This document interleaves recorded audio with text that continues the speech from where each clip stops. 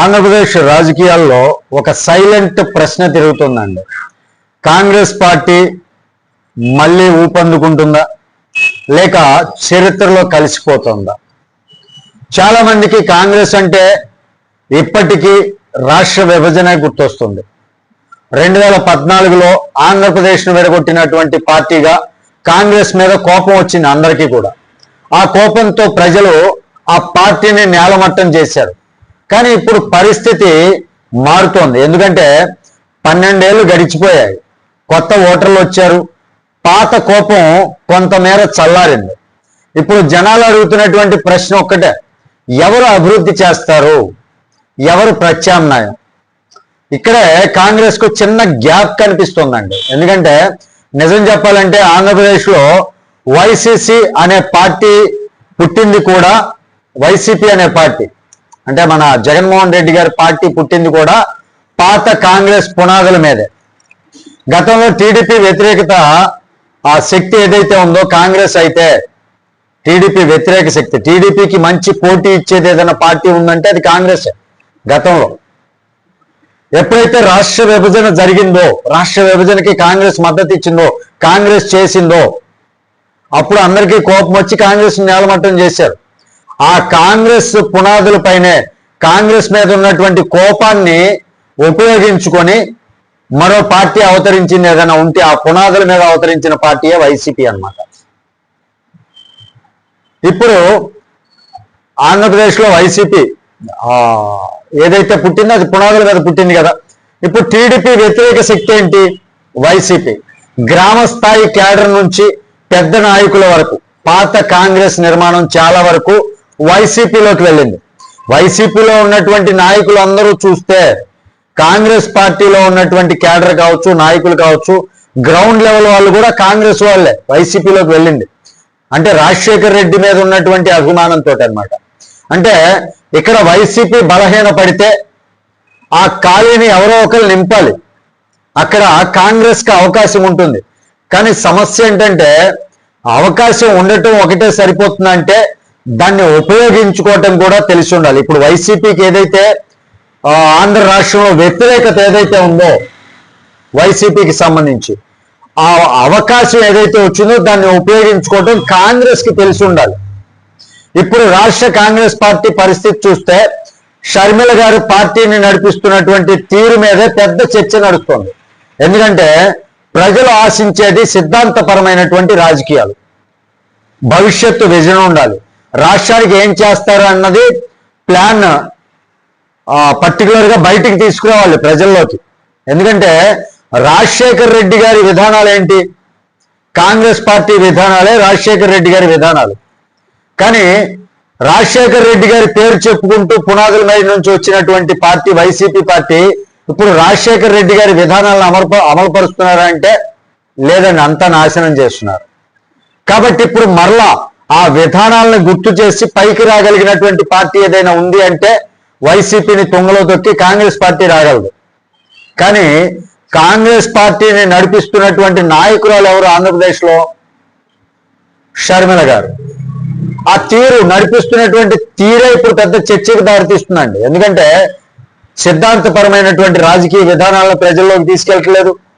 వాళ్ళ భవిష్యత్తులో రాష్ట్రాన్ని ఏ విధంగా డెవలప్ చేయబోతాం నేను గెలిస్తే అనేటటువంటి విజన్ని ప్రజల్లోకి తీసుకెళ్ళాలి, అది తీసుకెళ్ళట్లేదు.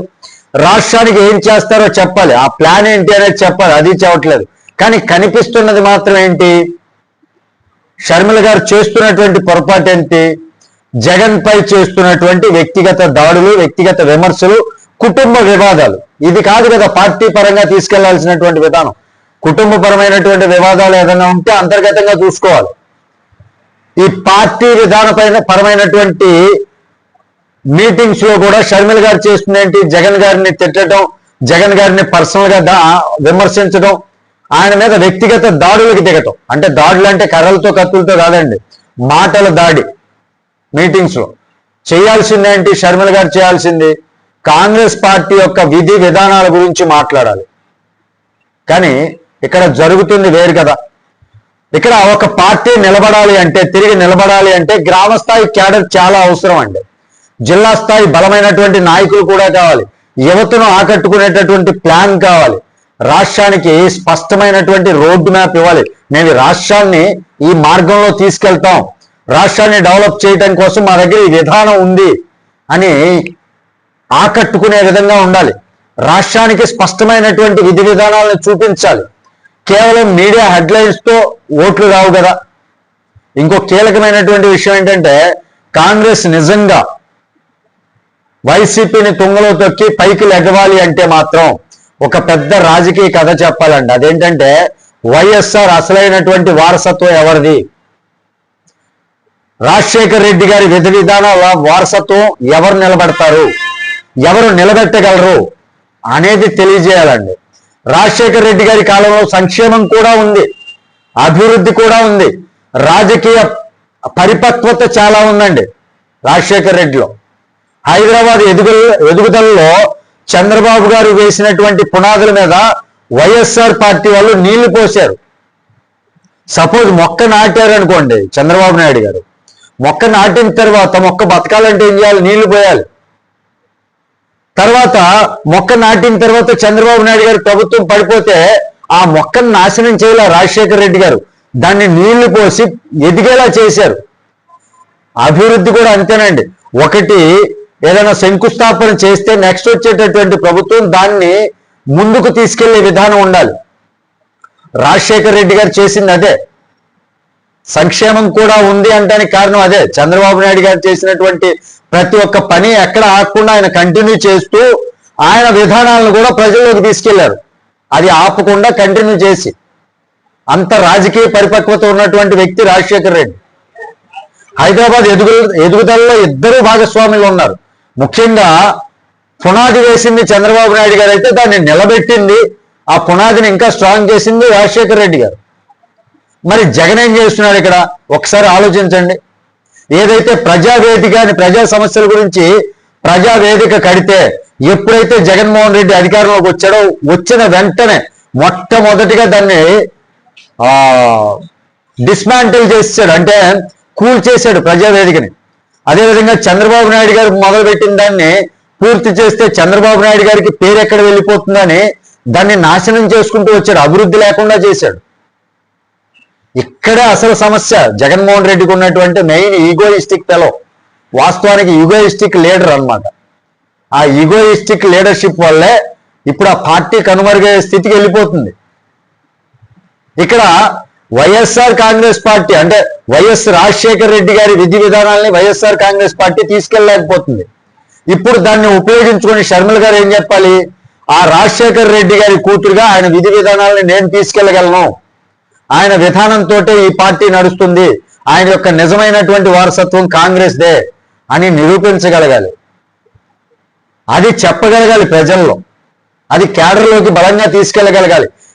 కానీ షర్మిల చేస్తుంది కేవలం వ్యక్తిగతంగా విమర్శించే ప్రయత్నంలోనే ఉంటుంది తప్ప పార్టీ విధానాలను తీసుకెళ్ళట్లా. ఇప్పుడు కాంగ్రెస్ ఈ కథను కానీ జనాల్లోకి తీసుకెళ్తే వైఎస్ఆర్ పేరు చెప్పుకునేటటువంటి వాళ్ళు చాలా మంది ఉంటారు, కానీ ఆయన రాజకీయ తత్వం ఏదైతే ఉందో, ఆయన రాజకీయ విధానం ఏదైతే ఉందో అది మాది అని చెప్పగలగాలి. అలాగే మరో పెద్ద అడ్డంకి ఏంటంటే, ప్రజలు కాంగ్రెస్ ను ఇంకా గెలిచే పార్టీగా చూడటం లేదు. ఏపీలో పోటీ టీడీపీ వర్సెస్ వైసీపీగానే చూస్తున్నారు. ఈ మైండ్ సెట్ ని బ్రేక్ చేయగలగాలి. అంటే ఫైనల్ గా ఏం చేయాలంటే, కాంగ్రెస్ కి ఆంధ్రప్రదేశ్ లో అవకాశాలు ఉన్నాయా అంటే ఉన్నాయి.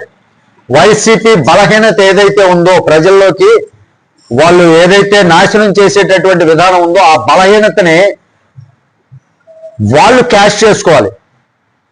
కాంగ్రెస్ పైన పాత కోపం ఇప్పుడు ఏమైనా ఉందా అంటే లేదండి, జనాలందరూ మర్చిపోయారు. వాస్తవానికి పాత కోపం ఏ లేదు, కాంగ్రెస్ ని తలుచుకొని కూడా తలుచుకోవట్లా. కానీ కాంగ్రెస్ విధి విధానాలని వైఎస్ రాజశేఖర రెడ్డి గారి పేరుతో ముందుకు తీసుకురావచ్చు. ఎందుకంటే కొత్త ఓటర్లు వస్తున్నారు కాబట్టి కొత్త ఓటర్లకి కొన్ని తెలియకపోవచ్చు. షర్మిల గారు ఇప్పటికీ కూడా ఇదే స్టైల్లో కొనసాగితే పెద్ద ఫలితం అనేది రావడం చాలా కష్టం అండి. నిజంగా పార్టీని పునర్నిర్మించాలి, కొత్త నాయకత్వం తీసుకురావాలి, వైసీపీ యొక్క అసంతృప్తి నేతలను ఆకర్షించాలి అంటే రాష్ట్రానికి ఉపయోగపడేటటువంటి పనుల్ని వైఎస్ రాజశేఖర రెడ్డి పేరు మీద తీసుకెళ్లాలి. ప్రత్యేక హోదా కావచ్చు, పోలవరం కావచ్చు, ఉద్యోగాలపై బలమైనటువంటి ఉద్యమం ఇది చేయాలి. అంతేగాని జగన్మోహన్ రెడ్డిని విమర్శిస్తూ కూర్చుంటే పార్టీ పైకి రాదు.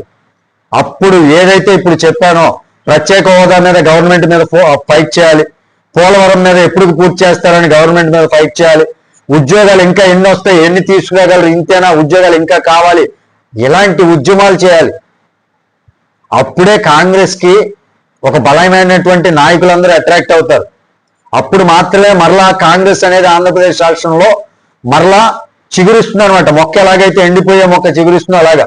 లేకపోతే కాంగ్రెస్ అనే పార్టీ ఉంది అని చర్చల్లో మాత్రమే మిగిలిపోతుంది, ఎన్నికల్లో కాదు. ఆంధ్రప్రదేశ్ లో కాంగ్రెస్ కి అయితే ఛాన్స్ ఉంది, కానీ టైం చాలా తక్కువ ఉంది. షర్మిల గారు గుర్తుపెట్టుకోవాల్సింది ఇదే. ఏదైతే వైసీపీ బలహీనత ఉందో ఆ బలహీనతని మనం బలంగా మార్చుకోవాలి కదా. కానీ షర్మిల గారు తప్పు చేస్తున్నారు. ఇప్పుడే షర్మిల గారు మార్పు వస్తే వాళ్ళ భవిష్యత్తు మారుతుంది. ఇప్పుడే మారితే మాత్రమే కాంగ్రెస్ కి భవిష్యత్తు ఉంటుంది, లేకపోతే చరిత్రే మిగులుతుంది. ఇది నా అనాలిసిస్ అండి. దీనిపైన మీ అభిప్రాయం ఏంటి అనేది కామెంట్ రూపంలో తెలియజేయండి. షర్మిల గారు చేస్తున్నది తప్ప ఒప్ప? షర్మిల గారు పద్ధతి మార్చుకుంటే కాంగ్రెస్ నిలబడుతుందా, నిలబడదా? మీ అభిప్రాయం కామెంట్ రూపంలో తెలియజేయండి. వీడియో నచ్చితే ఖచ్చితంగా లైక్ చేయండి, ఛానల్కి సబ్స్క్రైబ్ చేసుకుని నన్ను కొంచెం సపోర్ట్ చేయండి. తర్వాత వీడియోతో మీ ముందుకు వస్తాను. అప్పటి వరకు సెలవు. జై హింద్.